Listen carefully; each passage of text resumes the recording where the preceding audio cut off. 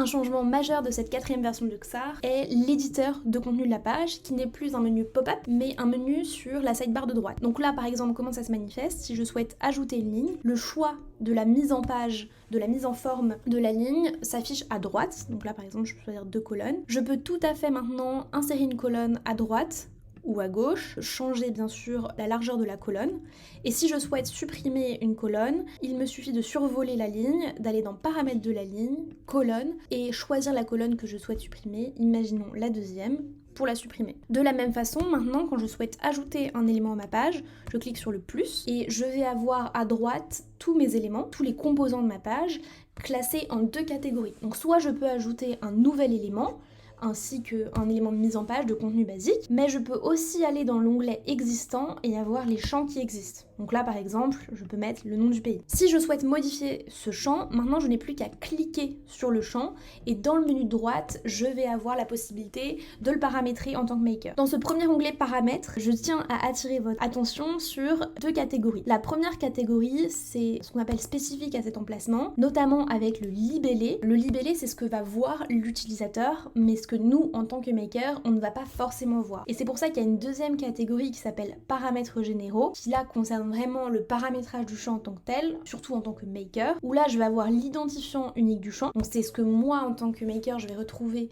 comme variable dans toute l'application, ainsi que la possibilité de mettre ce champ en champ requis et de changer le type de champ. J'ai ensuite les 2 boutons dupliquer et supprimer. Les règles sur les champs sont dorénavant dans le 2e onglet, donc là je peux tout à fait ajouter ma règle, sélectionner une règle existante ou en créer une nouvelle, la nommer et la paramétrer.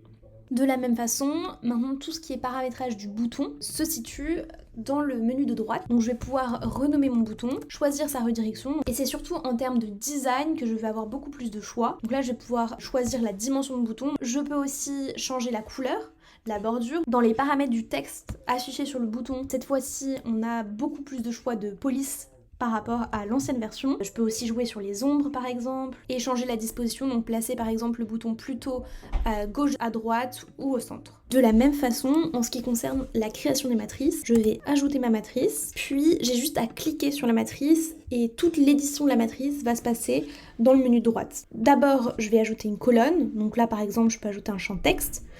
Je vais faire de même en ajoutant un champ nombre. Et ensuite, pour éditer ces champs, je vais retourner dans mon menu de droite, cliquer sur paramètres et modifier la variable du champ. Donc là, par exemple, je vais l'appeler champ matrice. Je vais pouvoir le mettre en champ requis ou non et je vais pouvoir faire exactement la même chose pour mon champ nombre. Et là, grande nouveauté, je vais pouvoir drag and drop les colonnes et donc les changer de place.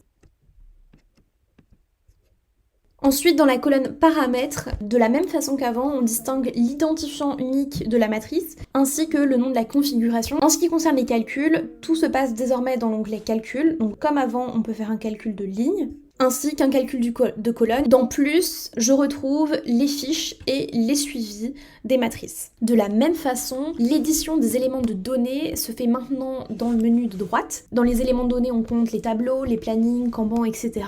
Donc là, par exemple, si je souhaite ajouter une liste, je clique dessus pour la paramétrer. Je vais dans l'onglet paramètres aller sélectionner la source. Donc là j'ai déjà sélectionné une source, je peux en mettre autant que je souhaite. Donc là hop, je vais la supprimer. Au niveau des filtres, le bouton ajouter des filtres conditionnels se trouve ici. Donc là je peux filtrer en fonction des données que j'ai. Une autre nouveauté est l'onglet design du paramétrage de la liste qui va me permettre de paramétrer donc déjà la disposition de la liste, donc soit de garder la carte à gauche comme c'était classiquement ou bien de la mettre plutôt en haut, plutôt à droite ou plutôt en bas. Je vais pouvoir paramétrer la taille et choisir les couleurs. De la même façon, je vais pouvoir jouer sur la taille de l'image et exactement la même chose pour la zone texte. En ce qui concerne l'édition des tableaux, je vais pouvoir aller créer mon tableau ici, donc ajouter mon tableau, nouveau tableau et le paramétrer.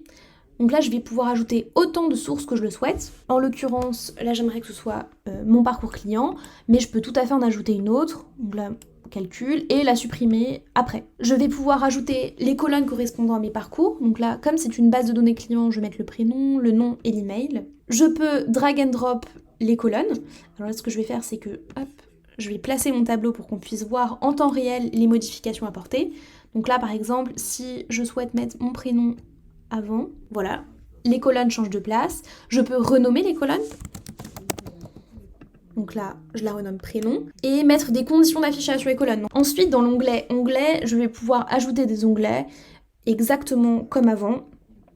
Donc je peux modifier l'intitulé des onglets, donc là par exemple mettre homme et faire en sorte que ce soit que mes contacts dont le genre soit égal à homme. Dans les paramètres généraux, donc dans le troisième onglet de paramétrage des tableaux, c'est exactement les mêmes paramètres généraux qu'on pouvait trouver avant. Et la nouveauté, c'est le design, l'onglet design, qui va permettre de moduler exactement comme vous le souhaitez votre tableau en changeant la couleur de tous les éléments. Donc par tous les éléments, j'entends par exemple les onglets, et je vais pouvoir faire ça pour tous les éléments. Donc par exemple là, si je vais dans le header, donc c'est cette partie-ci, ici, je vais la mettre en couleur pour qu'on la voit mieux. Donc là, si je la mets en orange, voilà. Et là, vous allez pouvoir choisir par exemple d'afficher le nombre de résultats. Donc ça se passe ici. Donc là, je peux choisir de ne pas afficher le nombre de résultats, de la même façon que je peux cacher la barre de recherche ou cacher le filtre, l'import, l'export. Ensuite, au niveau des lignes, je vais pouvoir changer la taille des lignes. De la même façon, je peux jouer sur la police des textes. Là, c'est vraiment très particulier. L'espacement entre les lignes, entre les lettres. Et je vais aussi pouvoir changer le design des footers. Et bien sûr, je peux changer le nom du tableau pour pouvoir le retrouver plus facilement. Donc là, je peux l'appeler client. Voilà, j'espère que ce tour d'horizon de l'éditeur vous a aidé. Et j'attends vos retours avec impatience dans le Discord.